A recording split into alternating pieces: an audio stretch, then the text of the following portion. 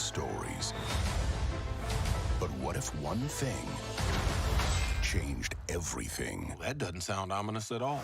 On August 11th, expect the unexpected. It cannot be. Let's be honest, we've been through weirder. And ask yourself the question, what if? It appears we have a common enemy. I guess I have to freestyle then. Streaming August 11th, only on Disney+. Yeah, peace. I love peace. I'd be out of a job with peace.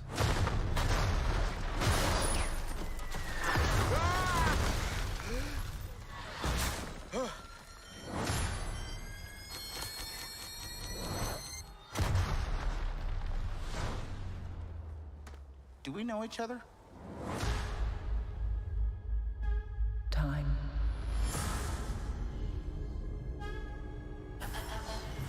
Reality.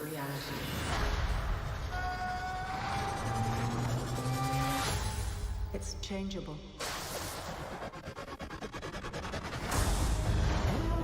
Where you want to be? That's the question, isn't it? Every universe is different. Each one unique. Slow down a little bit. There's a few people in the room that don't understand. Not me, I get it.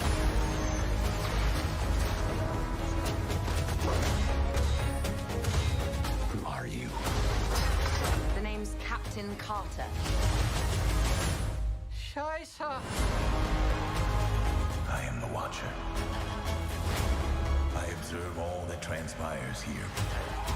But I do not, cannot, will not interfere. I guess I have to freestyle then. Hey! We have you outnumbered. A Ravager never flies solo. I said never flies solo. Is that some kind of catchphrase?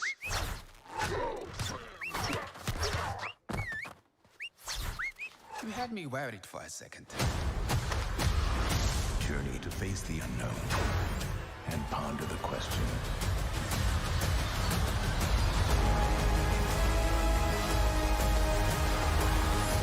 What if?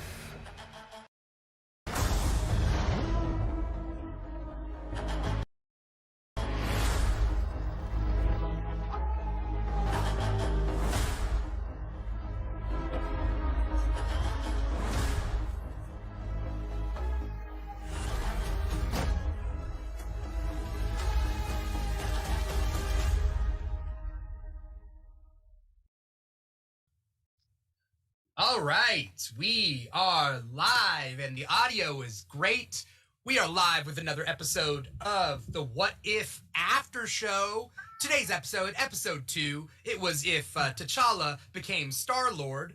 I'm your host, Dimitri Pereira, and this is the show brought to you by The Keeg, where we watch Marvel's What If, and then right after it's done, and it starts at midnight Pacific time, Wednesday, I guess, Tuesday going into Wednesday, we do a Wednesday morning, 1 a.m. Pacific time after show live stream on your favorite live stream channels, whether it be Facebook or YouTube or Twitch or our number one live stream channel, volume.com. So if you want to check out our live stream, volume.com/The Keeg Show, or if you're listening to us, you're probably listening to our podcasts on any one of the major podcast places that you would get the podcast. Either way, I'm your host, Dimitri Pereira. We're here to talk about this episode, but as always, I got my co-host, Paul Lau. I like to say as always, but you weren't here last week. No. Time got away from me. Time. Yes, you need that time stone. You know, that's what your biggest foe, your gem of choice is time. I don't know what my Infinity Stone would be. Like if I was going for one, what do I really want? I'm claiming reality right here. Yeah. Is that yours, Vaga? Yeah, I'm definitely the reality one because I try to see all the different aspects, just like this show, What If, you plan ahead and you see how reality can be altered and just this, like a small minuscule change in the overbounding effects that it can have. Yeah. For those of you who are watching the live stream, you know who that is. You can see her. She's been in all or almost all of our other after shows. I think were you were in the Loki one? I wasn't in the Loki one, but I was in the chat every single week. So yeah, and you were in the Falcon Winter Soldier, and you were in WandaVision. Yeah, and we've even done like X-Men chats and stuff like that. So I've been around. Yeah, you've been in multiple Keeg episodes. It's cosplayer Vagabondage. For those of you who don't know her, she's awesome. It's the three of us. We're here to talk, and we got people out there in the audience. I see you, Nico. I see we'll see if other people join us in the chat right now. But basically, we're here to talk about What If as a show. We're here to talk about episode 2 as an episode. There's a lot to talk about. Vaga. Well, I was going to open it up to Vaga, but then also, again, Paul wasn't here last week. What have you guys thought about the What If show so far? Like, in a sentence or two, like episode 1, let's just say. A true delight. It's a really nice reprieve from watching MCU, from watching movies in general, especially at this point in our world. It is a really strong way to escape and just turn the brain off. It doesn't have to involve canon. It's beautiful. It's really enjoyable. Do you like stuff that isn't canon? Like do you enjoy things that are just out of continuity? I just think we require a little balance, and for so long, especially after all these Marvel shows, we've been putting all this effort on Marvel TikTok. Everyone has been focusing their brains to the point where we're almost aggravated. People are getting mad about stuff. And I think this show is just a really nice way of reminding us that it's meant to be entertainment. It's not meant to be taken overly seriously, even though that's what I like to do with my media. But it is nice to find that balance and just enjoy something with no expectations. Yeah. I'm such a stickler for canon, so even when I watch multiverse stuff, I'm like, how would this make sense in the multiverse? You know what I mean? Like, I'm such a stickler for the concept of the multiverse, and it also depends on how the multiverse works. Like, if they're divergent timelines, like you still have to play within the parameters of like how it would work, right? That's true. And this episode, which we're definitely going to get into that, that they explained and they expanded a little bit on that. And we'll see more of that as the show goes on. It's just the overall cause and effect of how physics in our universe works to the best of our knowledge at this point in time. Right. Because, I mean, Paul probably knows this, but like the DC multiverse doesn't always have it's not a cause and effect type multiverse with divergent timelines. I don't know. I mean, I'm sure Vaga for infinite like research into multiverse and stuff knows that, but like the Marvel What If is literally like, what if a blade of grass goes the other direction and like a horse trips and like something happens there? Like, that's what if. But like DC is like randomness, like Nazis are still around.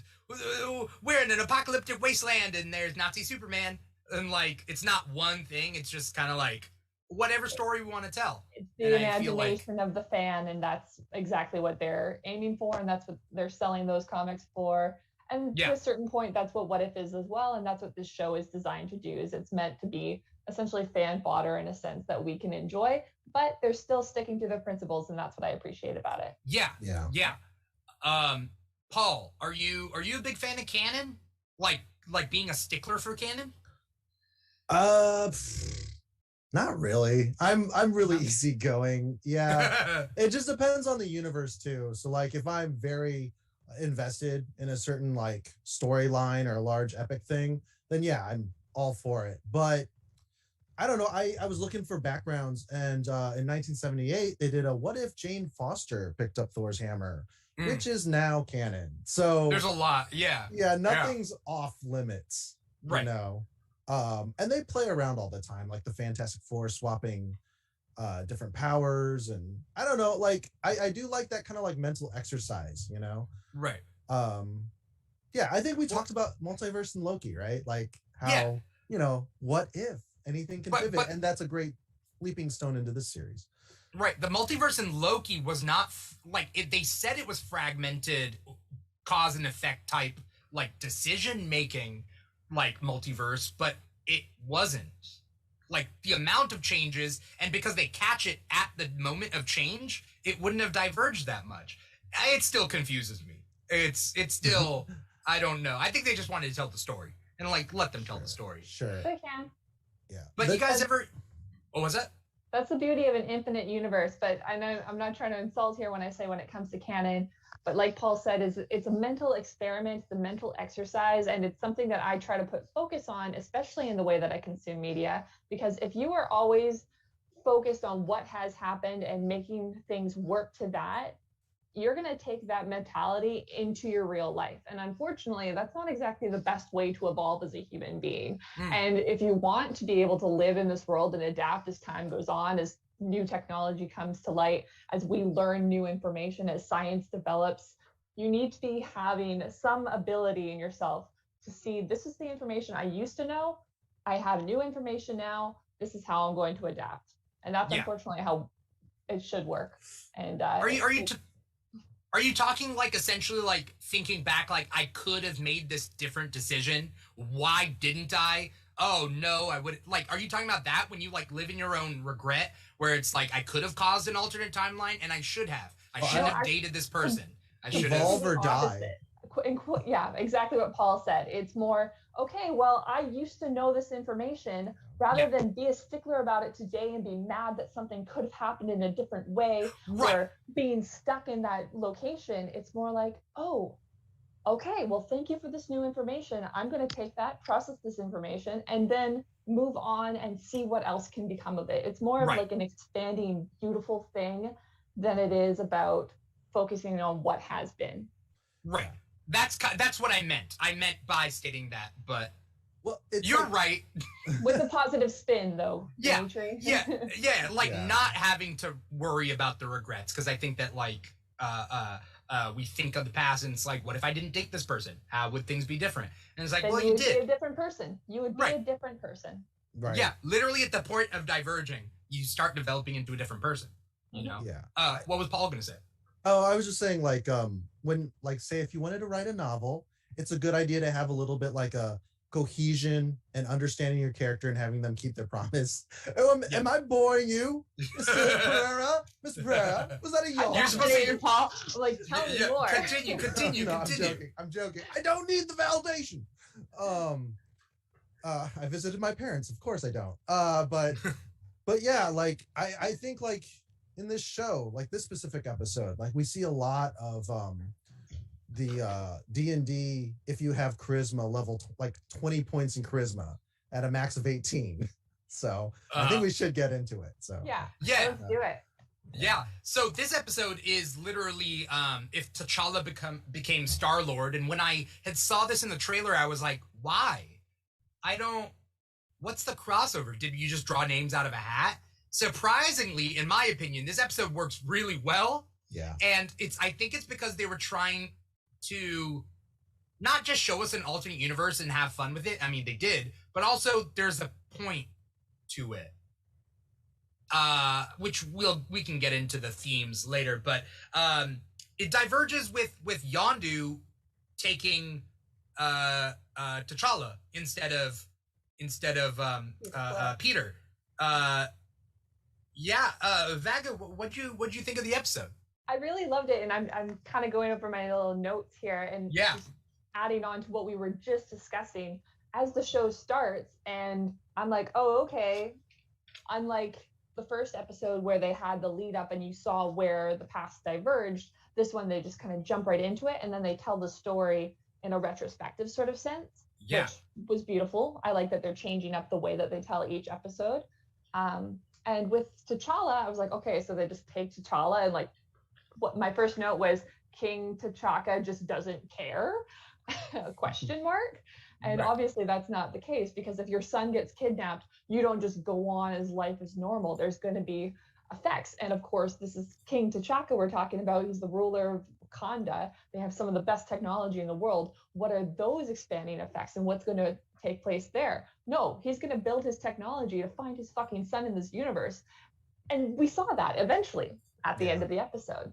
So I just really appreciated that cause and effect. and the things that we don't always consider in our own little narrowly perceived worlds. It's like, okay, I'm going to make this choice instead of this one. Okay, but what are the effects of those choices? How are other people going to react to that? I really appreciated it. Yeah. Dimitri, what are you doing? Why are you playing? Oh, okay. I'm not supposed to be. I'm trying to solve that right now as we continue the conversation. So what was King T'Chaka? King T'Chaka, I mean, he cares. Why are we Yeah, I don't know what volume is doing. It's all right. We're still on Twitch. Okay. As far as I know. Which is good because this all saves the audio, the show. It saves the podcast. So, okay. Yeah. That's my concern at this point. Will I That's okay. We can just cut it later and put it together. Yeah. Oh yeah, no, it's good. All right, so Twitch at least will save it. So I take the video and then I rip the audio from it, and so if volume is having problems, then volume is having problems, and it's not the whole thing. All right, we're back. We're on volume. All right, cool.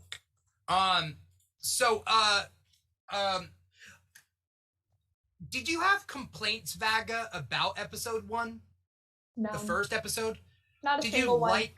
Not a single one. Not a single complaint. One. Because it's not what this show is about. It's not about having complaints. It is about just being able to appreciate what we've been given and just enjoy it and have some laughs. I thought it was really nice that they had Peggy Carter become this giant woman, that they gave her some sweet action sequences. I wouldn't even have a complaint. I would say it took me a moment to adjust and adapt to the new style of animation that I wasn't used to, but I'm already used to it and I'm already in love with it. I think the first episode was simple for a reason, because I think it was simple, and it was a fairly paint by numbers, cause and effect story to introduce people to this multiverse, to these fragmented timelines where it's like literally one thing happens and like Peggy is different. Peggy is the super soldier and Steve isn't, and we see a lot of the same events take place, but with Peggy now as Captain Carter, and then we see it's a lot of parallels, and it happens from A to B, start to finish. But with this episode, it was they showed T'Challa getting plucked out, then we fast forward, then we have flashbacks, right? So enough has changed. There's so much different now. This timeline is so much different in 20 years than it is like in Captain Carter, where it's like it's the same, almost the same timeline. I'm sure many people are familiar with something called the butterfly effect or the chaos theory. It's a very prominent astronomical model and is used in weather systems all the time. The concept that a butterfly could flap its wings in Brazil and cause a tornado in Texas or something like that. I can't remember what the name of the original book was talking about this, but it came out in the 60s.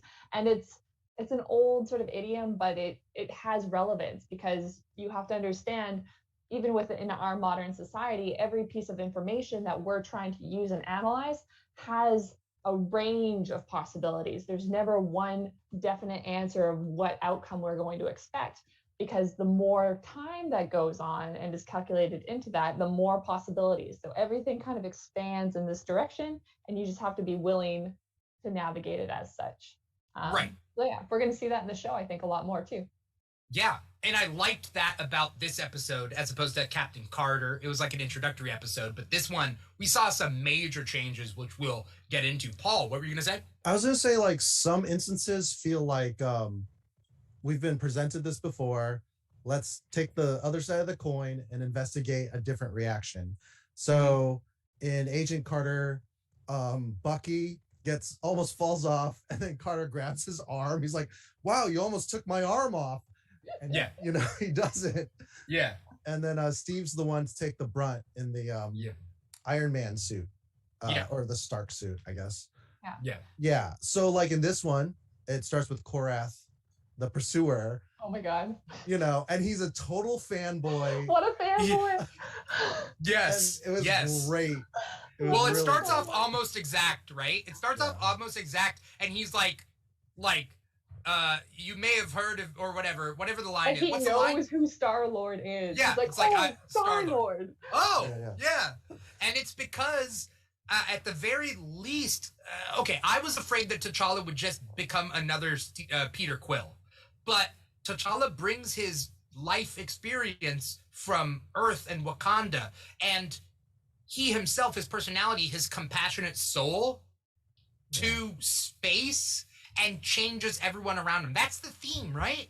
Mm-hmm. Isn't that the theme? How one person can affect so many people? Absolutely. He's really exceptional, though. It's not like Quill's supposed to be like kind of dumb, like every day. And he, to be fair, like he was going through some, horrible shit with his mother passing. And he's an 80s kid in America.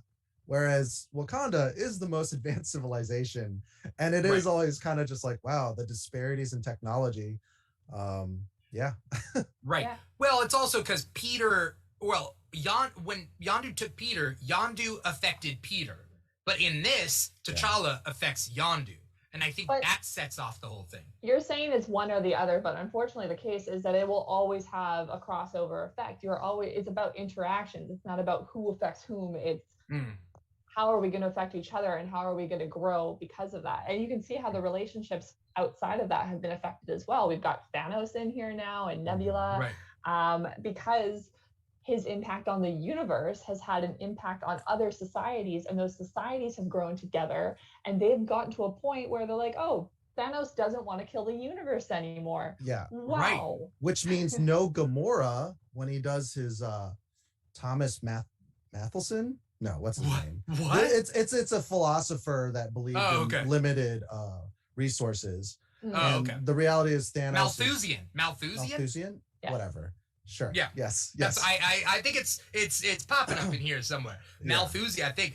I wasn't prepared to talk about Thanos watching this episode. I was not either. It's Malthusian. Yeah, Malthusian. Thomas Robert Malthus. Yeah.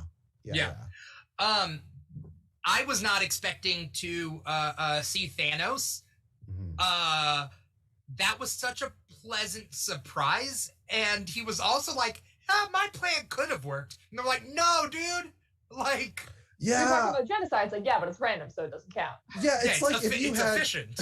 If you had a it's bro all the Hitler. Conversations that fans have had on either side, pro or against Thanos, for the last several years. So as a fan, this is definitely fodder, but I'm eating it up. Yeah. Nebula calling T'Challa Cha-Cha was just I love that. Okay. I'm sure, I know Paul knows, I'm sure Vaga knows how much I love shipping. Oh, man. When Nebula comes in and calls him Cha-Cha, I'm like, these are the two. These are the two that I want. That's it. That's it. Can I have that?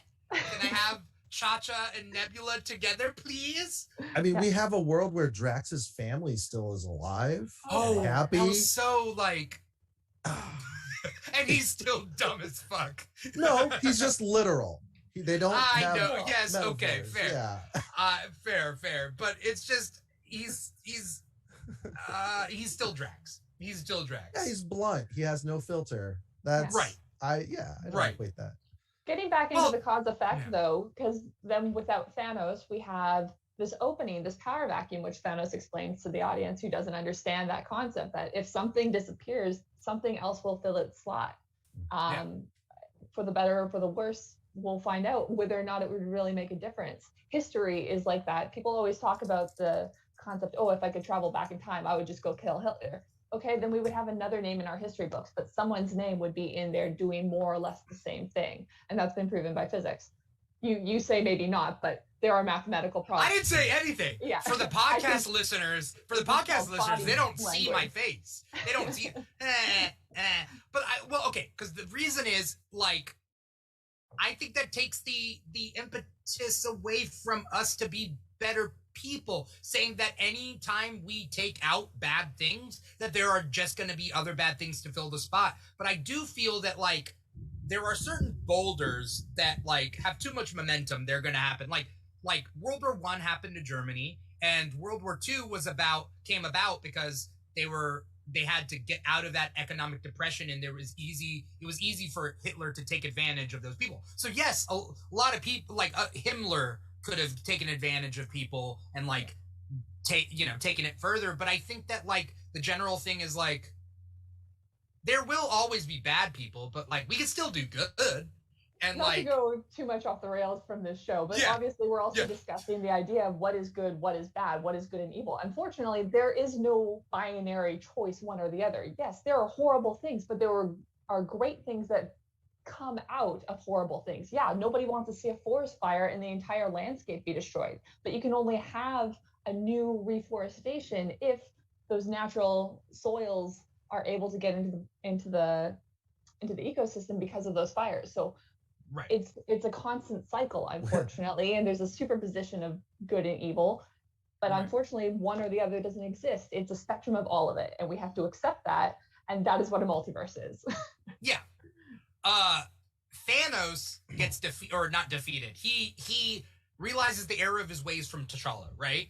And then the Collector decides to fill that void, and the Black Order, Black Order? Yeah. Black Order. I like that they always go for the biggest fish in the pond, you know? They're like, well, Thanos isn't around, so we're gonna go over here, whoever's in charge. Yeah. And then the Collector was like, I'm gonna do that. But the Collector also got, like, prison buff.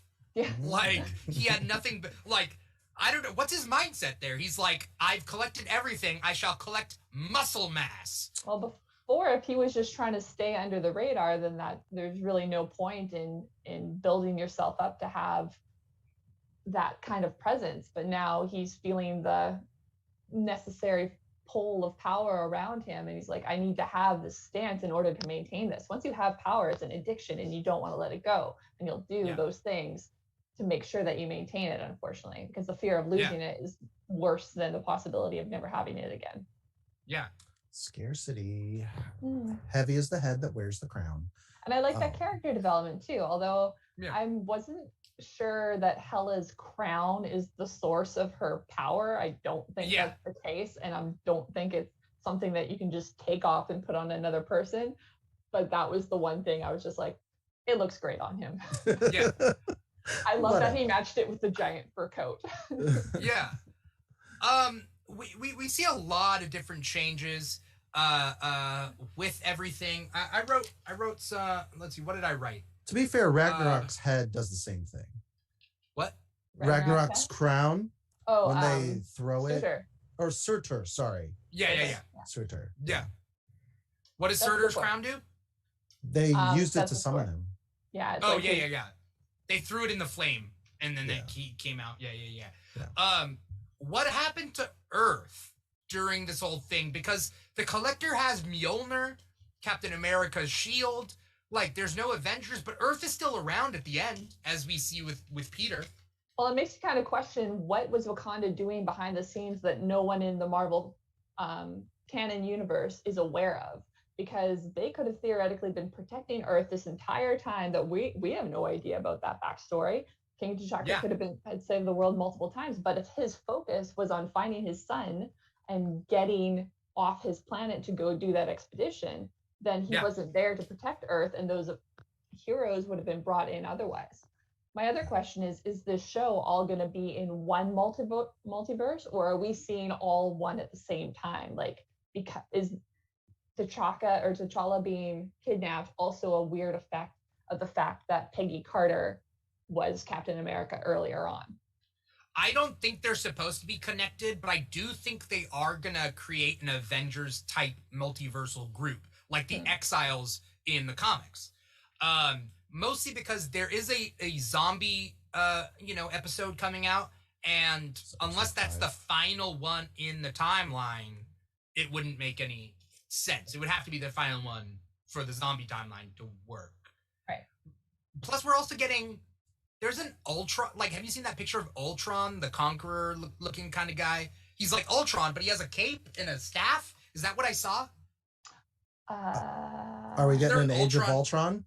Is there an Ultron episode I of saw What If? Yeah, it's supposed to be like the last episode. I thought it was like a Ultron Supreme or something like that. Oh, Ultron has the Infinity Stones. That's what it is. Holy guacamole. And it looks like he has Vision's body. Yeah, because that was the plan. Holy guacamole. That's going to be a crazy one. Anyway. Is there an episode where Terrence Howard is Rhodey instead of... And somebody said Terrence Howard as Rhodey and Edward Norton as Bruce Banner. Yeah. That's the what if. Yeah. What if? Can someone remind me, was Seth Green the original Howard the Duck in the MCU movies? I couldn't remember. In the MCU, yeah. Not in that 90s or 80s. What God. year was it? 81. Back in the day. Yeah. It wasn't 81. Oh, 84? Whatever. Are you just guessing? I'm just saying my birthday and my sister's birthday year. I'm gonna look up when Howard the Duck was. But yes, Marty McFly's mom and Duck. Yeah. So new thing that we hadn't heard about before was the Embers of Genesis. And I'm wondering if we'll see more of that later on, if that's just something that they used as a character plot or a plot-driven device for this episode, and we'll never see it again. Knowing the MCU, that's not something they would do, but it's not being pulled from the comics. It was created for this episode, so. Yeah, but there are certain things which is really cool. I like it when the MCU creates like new things and like new concepts because it keeps us all on our toes. You know, Alligator Loki. Yeah. But I would love to see the Ambers of Genesis. Like that was just a cool thing. What did they say? It was dust from a exploding star or a collapsing. What was it? They gave some like explanation. They were just like, catch it. Yeah, it's like dust from a dying star or something that can terraform planets.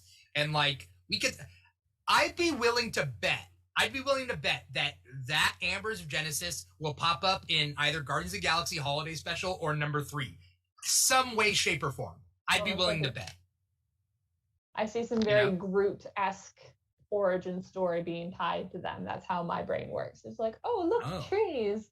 And it would be interesting to see a new terraformed planet. Yeah. Well, I mean, the only way to get bigger with Groot is if he becomes like a forest. If he becomes Krakoa. I mean, essentially, like he becomes a whole land mass of like Groot. Well, when they fly away from nowhere, I was like, they're just going to reuse that skull and then form a body underneath. And have like a big celestial. Like for Groot? But just Groot, yeah. Yeah. That being said, that Nowhere skull still has all those prisoners that were the Collector's prisoners that hopefully didn't die. Yeah. Question mark? Question mark. What was you guys' favorite moment of the episode?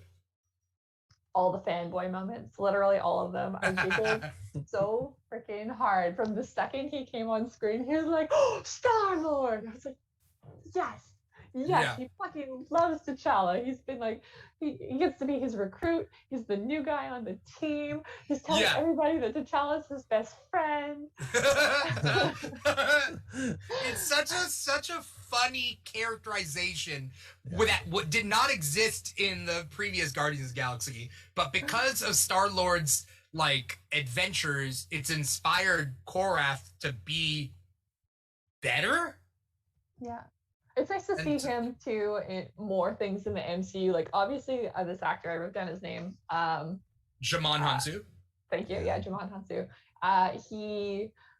Because he obviously wants to be a part of the MCU. He's such a nerd, and he was in Captain Marvel as well. So it's just kind of nice to see him be able to expand on these small roles and he's basically like becoming a Korg now in my mind, like the fans are going to rise with him. Like, nope, this is what we want. We want to see him. Yeah.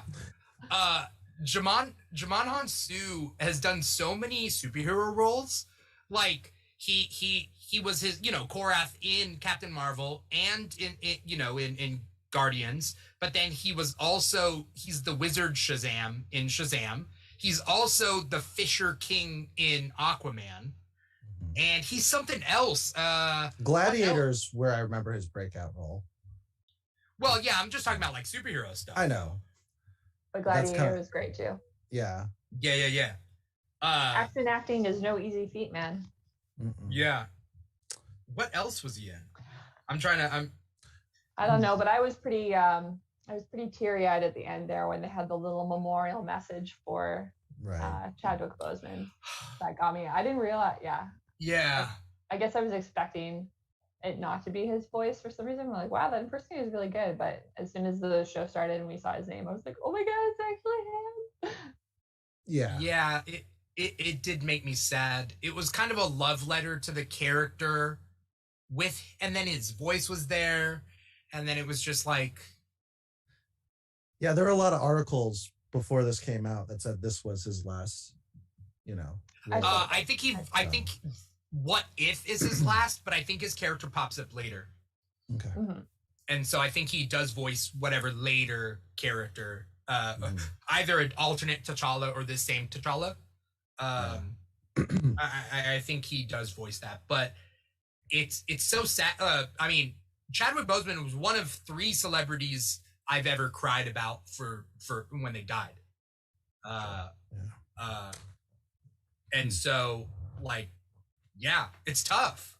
And then them keeping it secret, and then people criticizing him when he was on tour, or I'm sorry, what's it called?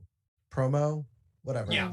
And he's like falling asleep, and they're like, what's wrong with him? And they had no idea that he was battling this in secret, but his co-stars are like really concerned for him. So it's a beautiful reminder to just be very aware that you don't always have all the information. There are very rare times in your life where you ever will have all of the information, and that's what shows like this kind of present as well, is that you don't understand the outer lying effects. And so just try and have the best possible impact that you can have, that you have control over. Don't worry about what other people are doing, and move forward with that in a positive sense. As much, if you can have a small positive impact in your life today, do it, and just see how it resonates later on.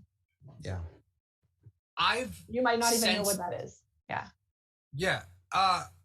I've sensed a trend in superheroes or heroes in general in cinema, that they are becoming more compassionate. It used to be that heroes were just like, well, how do you make things better? You just punch people, you shoot people, like you throw people out of buildings, right? But then over time, like Marvel, of course, started off with that. Like Iron Man wasn't compassionate to anyone to make things better in Iron Man, But like later when he realized what his weapons were doing.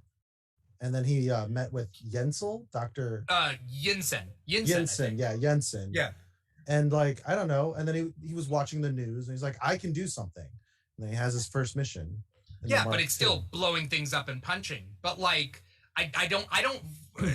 Tony's not compassionate. Do you guys find Tony compassionate? He's scatterbrained. He's grown a lot too through his own personal trauma, and how he's been able to adapt from that, taking lessons as much as he can. Because you can be a certain person when you're younger, and you can be a completely different person when you're older. And the effects of other people around you. He's got Captain America as his buddy now. Gwyneth Paltrow's character, Pepper Potts, she grew too. If you remember her in the first Iron Man, she was just like a Republican white lady who had no problem working for a weapons distributing industry. And now look at her. She's one of the biggest Greenpeace advocates of the MCU universe, because she's trying to get green energy and provide that for people and for the entire world. Where was that? Well, it's in the Stark Tower and the arc reactor and the what Stark Industries now representing, and the fact that they left weapons, and it's all in the subtext, Dimitri. I will let you guys defend Tony. Just know that I don't defend Tony. Tony is one step above John Walker to me. Like, he's not that far. He's not perfect, and nobody's perfect. But the fact that he makes any change, the fact that he grows a little bit, I'm not going to dismiss that either. Oh yeah. But I'm not gonna give him a pat on the back. Like, there are other just better, not better characters, because I like Tony as a character because he's so flawed, right? But like, I would not want him as a friend. I wouldn't. I just No. but like you have characters like Captain America who tends to, you know, do the right thing and whatnot. But then you have Sam Wilson, who's a step even more, in my opinion, step further than Steve. You have Thor's growth in Endgame where he's dealing with a lot of shit and he realizes he is worthy. And I think that like all these characters show way more compassionate angles than Tony. I don't want to say this is a Tony hate show, but you're the only one. You're the only one. We're over here silently being like, these Right. aren't real people. They were written by writers. And I by know, the way, his- the compassion is coming from somewhere else. It's not from these characters. Well, it's because it was put there. Right. Yeah. I also think though, like, because I've had this conversation with myself, is like, is Tony still a villain after all this? And the key difference between Reed Richards and Tony Stark is Reed has to focus only on one task. He even like neglects his family often Right. for that one focus. Tony And- multitasks. Yeah, but Tony multitasks, and it's really hard for him for like other stuff too, until like Civil War when he's approached, and then he actually has that realization. And it's like he has these click moments, but he's got way more on his plate as the organizer, funder of the Avengers, you know, trying to develop many suits because that's where he escapes to, you know, as a functioning adult with a, you know, alcoholic, chemical party boy. Brain and a lot of money, you know? It's like, Yeah. all right, well, what can I do over here? Yeah. And then even his employees in Far From Home, as we learn, you know, also got thrown under the bus somehow, even though I thought he had infinite money cheat. I mean, Sam doesn't have enough money for his family. Where was Tony then? Well, I they mean, he were was dead. fighting. He was, but Well, no, but they were fighting at the time. I don't know. You I also don't. you have to ask for things if that's something that you want. You know, people aren't looking outside their bubble. People are not omniscient. Characters are not omniscient. Human beings are not omniscient. We do not know everything that is out there. There's always information missing, and things get missed a lot. Yeah. Put that information out there. Do the best that you can. That's all anyone can ask for, because one person can make a difference. But more than that, that one effect is also coming from hundreds of years of education. We're not just becoming better all of a sudden. It's because you've gone through those experiences, and that's what we're seeing in this show, is just the constant determinism basically of what the universe is. And although this might seem like when you want to look piece by piece, event by event, it might look like it's really complex. But if you go in either direction of time scale, if you go down to a micro level, if you go up to a macro level, Quantum it's not level? even it's not even recognizable. Sure. I think that the point of this episode, or at least what I'm gathering from it, is like a hero can make change, right? Anyone can make change. But I think that you get more change done if you inspire change as well, right? Where T'Challa, that's T'Challa's thing. Like, you only have two hands, but if you can inspire other people to work towards that cause, whether it be good or whether it be bad, it's obviously like one man army becomes like a whole army. And if it's an army for good, all the better. And that's something that T'Challa does. My favorite part about T'Challa is that he is a leader without telling anyone what to do. He lives by inspiring others, but without having to tell them to be inspired. He lives by example, and people are inspired by that. They see what he is able to do. They aspire to be more like him. That's all you can really hope for, in my personal view. On a more happy note, I really enjoyed the Mad Titan little one-liner that they threw in there. What did they say? You got to be crazy to go back there. I'm mad.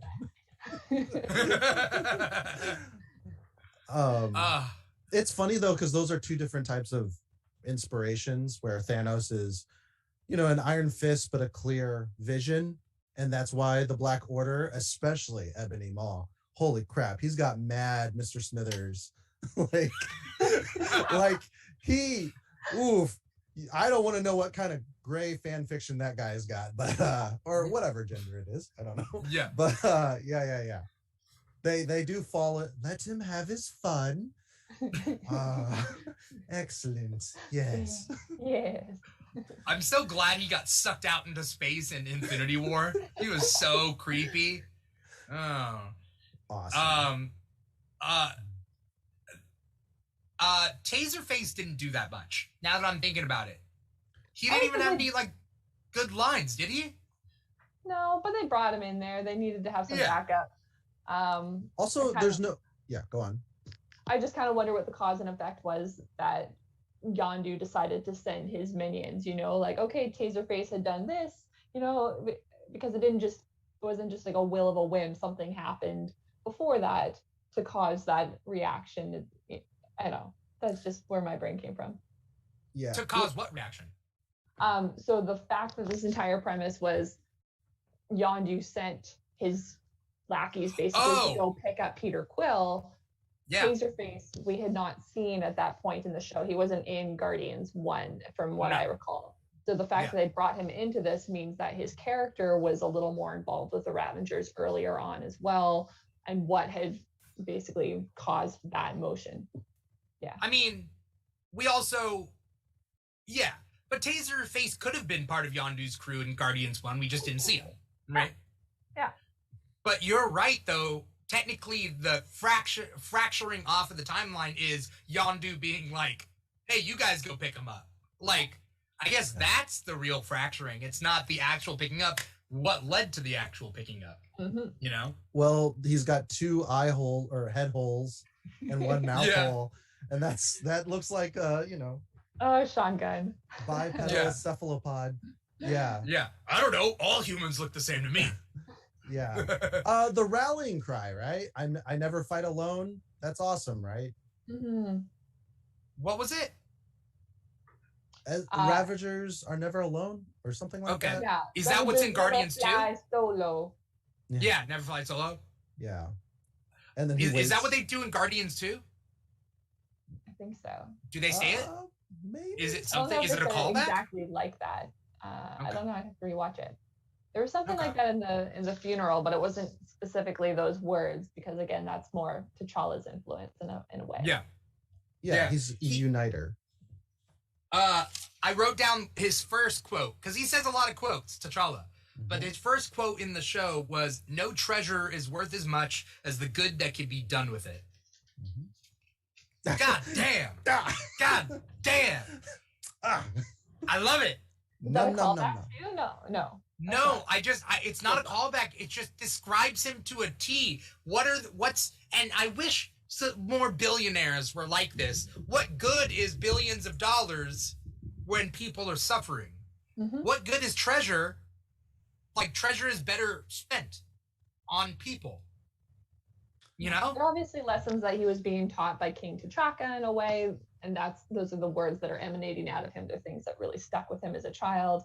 And I like seeing that, you know, where Peter Quill, we saw kind of the opposite effect where he couldn't even really go into those memories because they caused him serious harm. And instead he focused on the music and the lyrics of the songs on his one single cassette tape. And those were what resonated with him, where because he had a positive upbringing, T'Challa was able to remember fondly these moments of his family and really hold those lessons dear to his heart and teach them to others.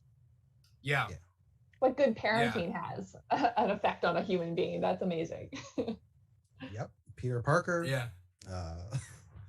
Tony did not have a great relationship. Until Yinsen, and that's kind of what starts that off, right? It's like he finally has a good mentor, someone who cares about him. Yeah. Thor thrives. What's that? I was just going to say Thor thrives, whereas Loki is, you know, kind of cast aside. But Loki loves his mother. Yeah. So. Yeah. Were there any other strong one-liners that you wrote down? What were your favorite?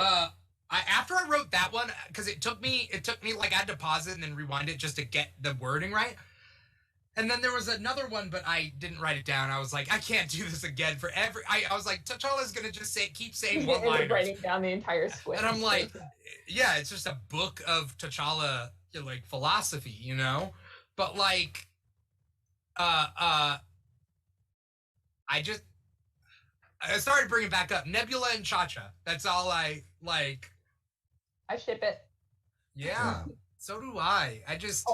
I don't know if this was intentional either, but the whole because of her eye thing and the weird blonde hair and the bodysuit, I was like, this is very 7 of 9. And it maybe it's just fresh in my mind, and I'm watching Star Trek Voyager right now. I'm like, is this intentional or is it just a thing? I don't know if blonde hair is really Nebula's look, but whatever. That's what I mean, it looked good. I think it's because she wasn't as full cyborg as she would have been if Thanos was just ripping her apart and swapping out parts, right? Yeah. Every time Gamora failed, he would like rip a piece of me. Isn't that what she said? Oh yeah. Yeah, you're right. Yeah. So another look, I goosebumps just thinking, realizing that's exactly why she was able to have the way she was. Yeah, not be a Capri Sun. Like what's a Capri? What? The like, remember when she's being tortured and she's all like, and she's separated, isn't she? Oh, that one's where she separated. I thought it was probably the first Guardians where she kind of implodes or something. Okay. And then she like a Capri Sun? Yeah, like a Capri Sun, and then she like reforms. Yeah. That's right. Yeah. I didn't realize that, Paul. Paul, credit to Paul for putting that in there. I didn't realize that. Yeah. The show's definitely going to require a few rewatches because there's moments people have put so much time and effort and attention into every single aspect of it. Like even just in the opening sequence, you can see the 6 different colored Infinity Stones in the stars, but there's only one of each color there. So I just thought that was like a unique little put. And obviously, we didn't even really touch on the Infinity Stones here. So if that's going to come in later on down the line, but the whole story premise started out with T'Challa picking up the Power Stone, but without knowing what that is. And now the Collector never really, where did it end up? Because the whole focus was on the Embers of Genesis. Yeah. So I don't know what happened to the Power Stone. I forget. Yeah. Was it Embers or Amber? No, Embers. I don't even. I thought it was Embers, like a little green ember. Were they? No, they were gold, weren't they? I mean, they are embers. There are ember. I think they're embers, but they look like amber because they were gold colored. Oh, they were green. They're like bright green. They were like neon green. Were they neon green? They were to me. I don't know. I know the tube, the canister was green, and the plants were green. But when it went into Cull Obsidian's mouth, was it green or was it yellow?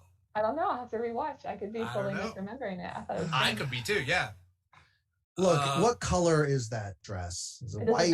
Is it blue? Honestly, it doesn't matter. Whatever color you call green could look completely different to my eye. It's all a matter of perspective. And that's why I am the reality stone, because reality is different to literally every human body. Because you keep it real.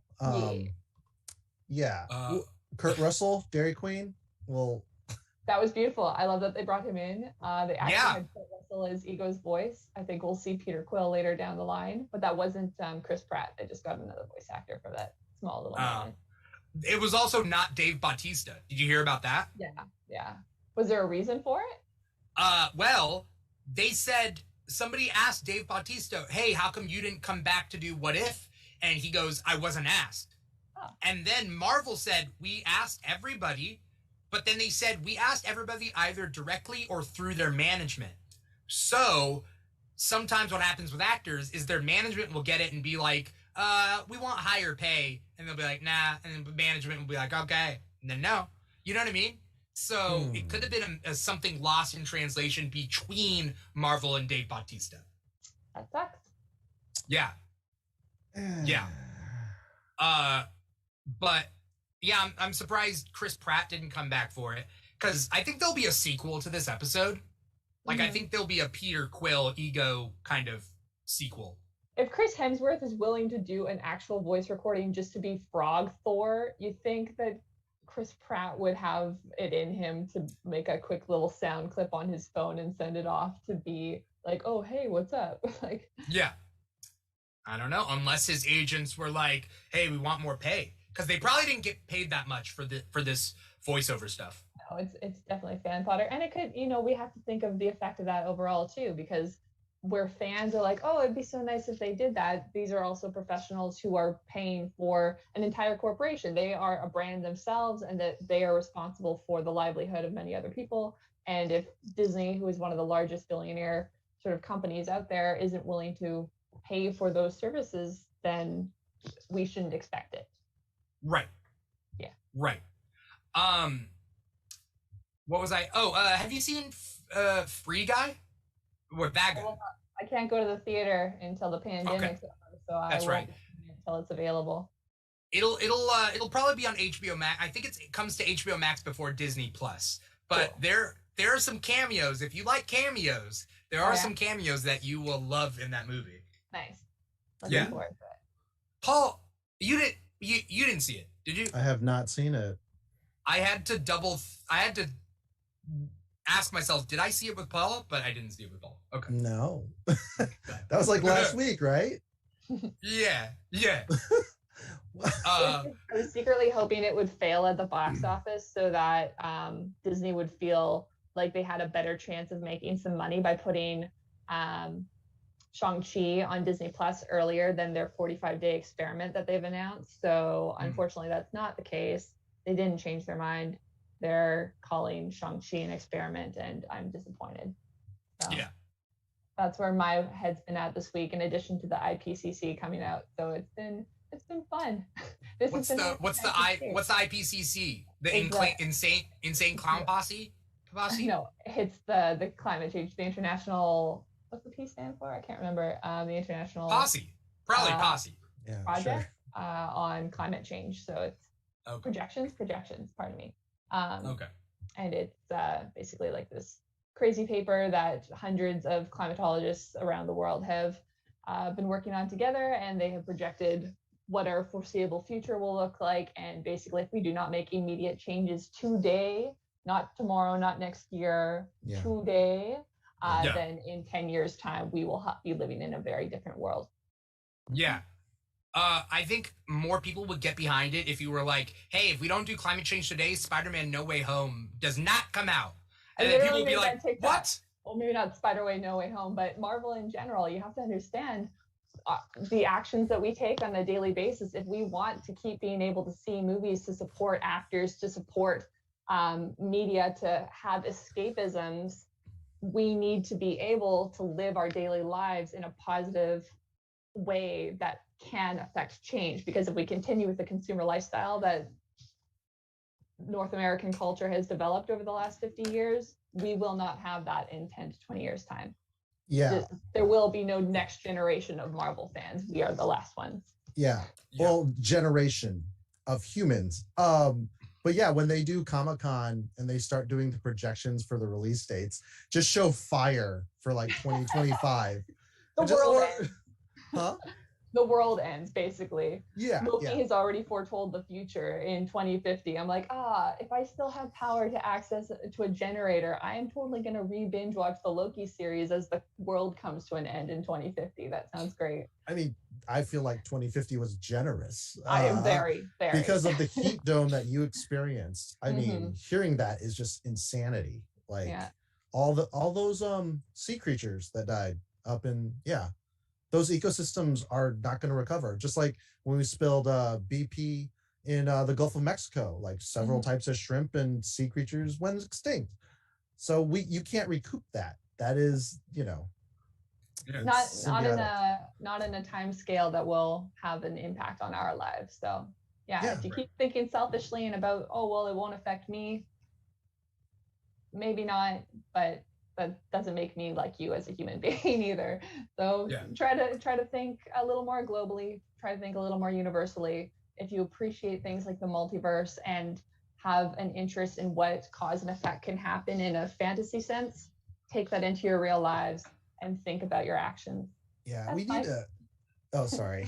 That's my take for the day. Yeah. No, I've been watching your TikToks, and definitely consumer cleanses is what we need to stop. Like, thanks, Paul. So many packages from Amazon, shipping those packages. And then, look, it's a bubble wrap. We're no longer using styrofoam. It's like, no, it still sucks. That's still going down a sea turtle's throat on top of contributing to greenhouse gases. Yeah, it's not fun to think about. And unfortunately, that's why media culture does so well, because we don't want to think about it. It hurts our brains. So we fall into these escapism holes. And as a Marvel fan for life, y'all know that's exactly what I want to do.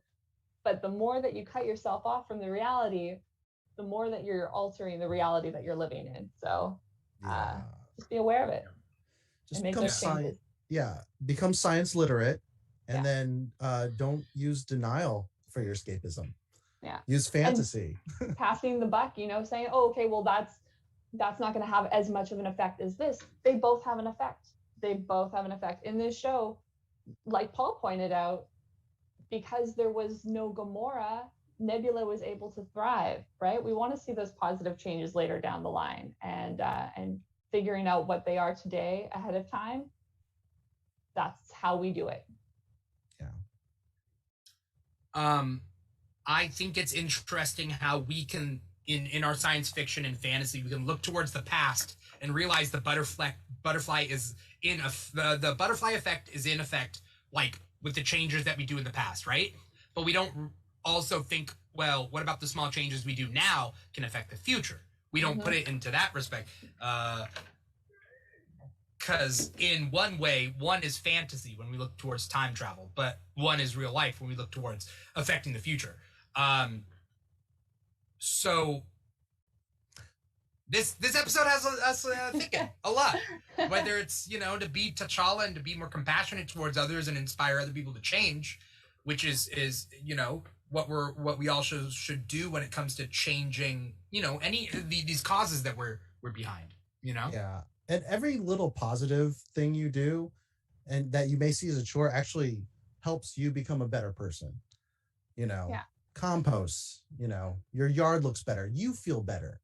Taking walks. Stop just, Mental exercises like this, they have an effect. The more that you do them too, the more that you're creating those pathways in your brain. So even if you're not thinking about the specific neuroscience of what's going down, it is making a difference. Making one little choice, making it again the next day, and just taking every opportunity that you have to mindfully be aware of that, so that you are actually living your life. You're not letting your life take you along for the ride. Right. Yep. And then you have so much horny energy from all that exercise. You can go to horny jail for a full Horny life. jail is my favorite.